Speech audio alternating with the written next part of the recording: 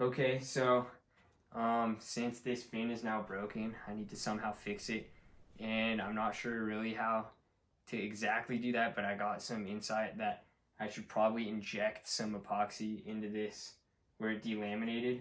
But since the fin is really badly warped, the first thing that I'm going to do is I'm going to heat it up with a heat gun and then clamp 2 pieces of metal beside it to try and straighten it out and remove the warp.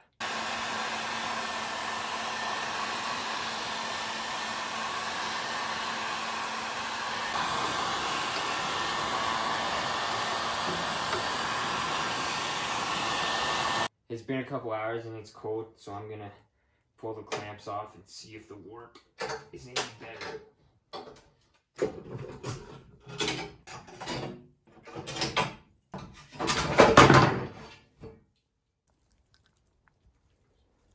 So the warp did slightly come back after I heated it up. It's been like 2 months since I tried to fix the warp. I just haven't had a chance to do epoxy, so that's what I'm gonna do today. So I'm going to peel up the delamination slightly so I can kind of see where the delamination ends. So the idea is that I'm going to drill small holes where I think the delamination ends. That way we can get epoxy all inside this delamination and get it to so there are no air bubbles or as little air bubbles as possible. It's really hard to see, but you can kind of see movement, and I'm just poking to where the movement kind of stops.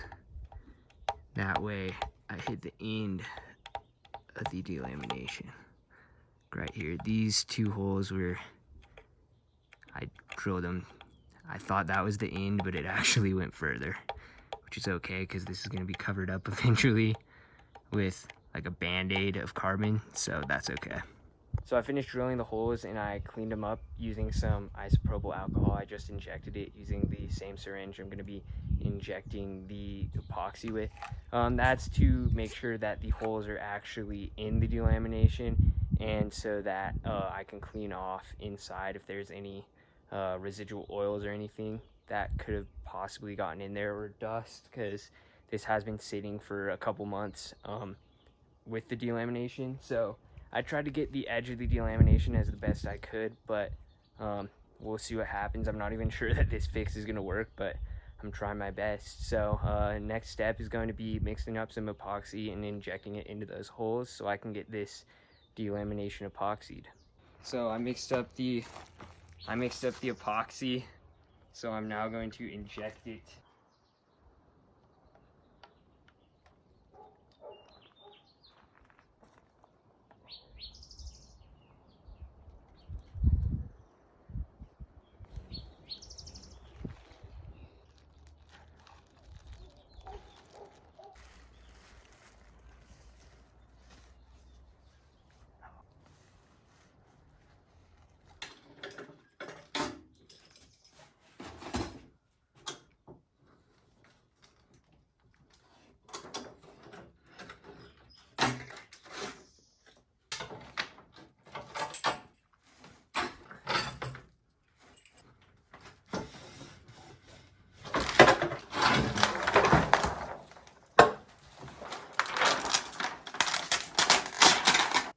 Okay, so I just finished sanding the edge of the fin that way to prep it for carbon fiber. So the plan of action is I'm going to have 1 small strip running the fillet, and then I'm going to have 2 medium strips to add strength, and then I'm going to have 1 pretty wide strip. That way we'll call it the beauty strip, that way it looks nice. Other than that, I just sanded it with 220 grit sandpaper, and I also cleaned it off with acetone and isopropyl alcohol.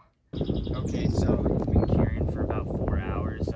Before this entirely cures, I want to cut off these excess pieces of carbon. That way I don't have to chop them off with like a cut-off wheel or something and make a bunch of dust.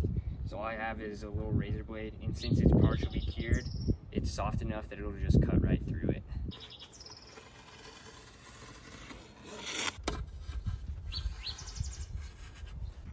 So I've waited for this epoxy to cure. I actually did both sides, and now I'm going to peel off the nylon fabric.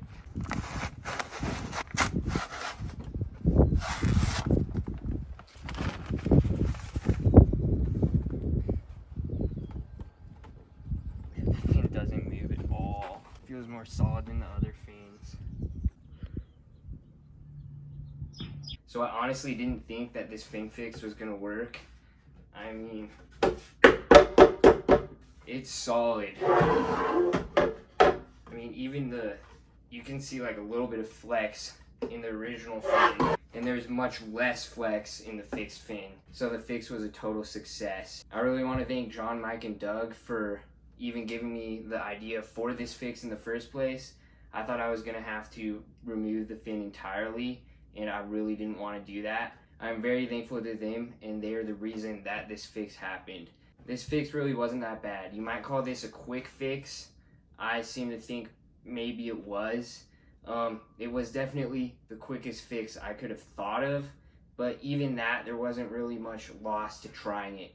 With that being said, there are a few things about the fix that I'm not too happy about. You can see these ripples in the carbon. When I got my nylon cloth, I steamed it to try and get the ripples out. It took the big ripples out, but it made a bunch of smaller ripples. If any of you out there know how to remove wrinkles from nylon cloth, please let me know in the comments. I've noticed that the main drawback to using the nylon method when you're doing composites is that it leaves any and every wrinkle in the final result.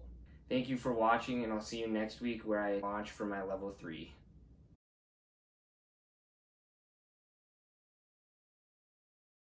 All right, James, going in 5, 4, 3, 2, 1.